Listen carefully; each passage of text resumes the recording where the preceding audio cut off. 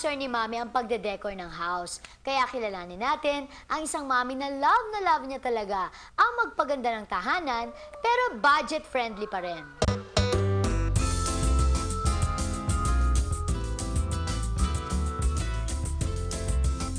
Hi, I'm Hannah. I'm an interior designer. I'm also a professor teaching interior design. And I'm also a mother of two to Timmy, who is 5 years old, and Nina, who is 10 months old. For 2010, one thing that we have to consider is the importance of taking the social and economic environment into account. So they have to be parang more choosy, but at the same time, they take into account na kailangan they choose quality over quantity. So even sa house, makikita natin na yung mga tao, they don't have to buy, kunyari, a complete set of new furniture. You can still maintain the old one, tapos parang bits and pieces you accessorize. One of the inexpensive ways para i-decorate yung bahay, yung paglalagay natin ng wall stickers or decals. This is one of the inexpensive ways to spruce up your home. So ito, ididikit nyo lang siya randomly in your wall.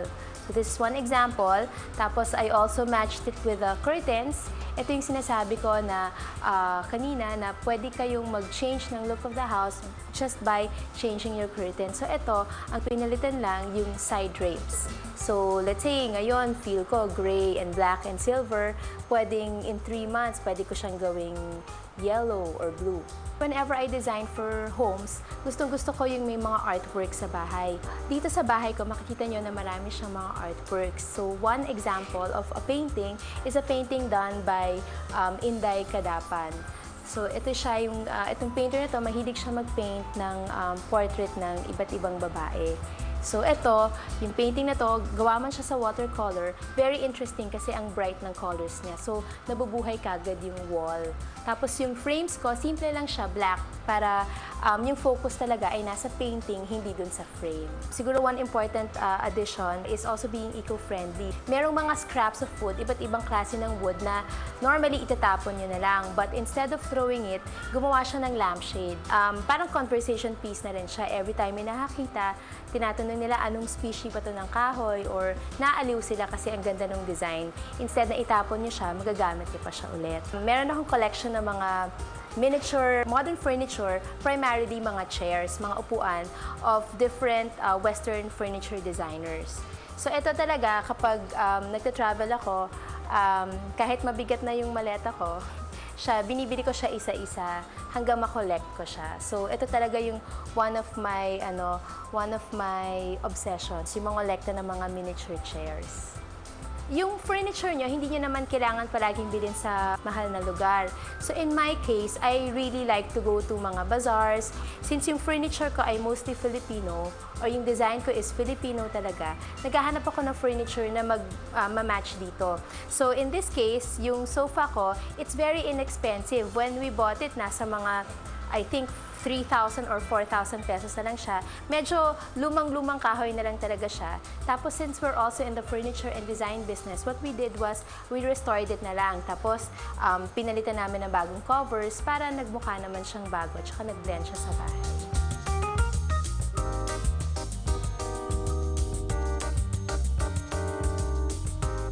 When I design for my clients, it's very important that it's their personality that comes out. I'm there to, of course, to guide them on how to make the right choices in terms of choosing fabrics, choosing furniture, choosing lighting. But eventually, I want their tastes to come out.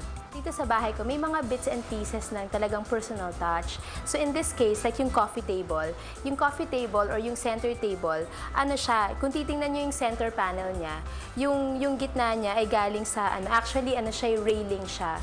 So, kinabit siya, tapos nilagyan na lang siya ng glass top. Tapos minatch siya with wood. Ang forecast kasi is parang, it is based on research, di ba? So parang they research on certain styles, trends, tapos kung ano nga yung direction ng consumers. Kasi it's really all about people who will buy your products. In terms of style, before kasi, uso yung luxe. It's something like neo-baroque in hotels. Diba pag tinignan mo yung hotel, very luxurious.